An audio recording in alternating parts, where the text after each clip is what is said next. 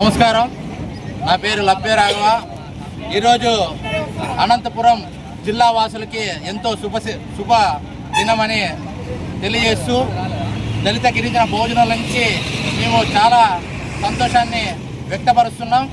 ఎందుకంటే ఈ అనంతపురం జిల్లాకి ఒక జీవనాడిగా, ఒక జీవ కేంద్రంగా ఉన్నటువంటి ఆర్టీటీ వ్యవస్థను ఈరోజు యథావిధిగా ఎటువంటి ఆంక్షలు లేకుండా కొనసాగించడం అనేది ఎంతో మా అందరికీ ఆనందాన్ని చేకూర్చడం జరిగింది.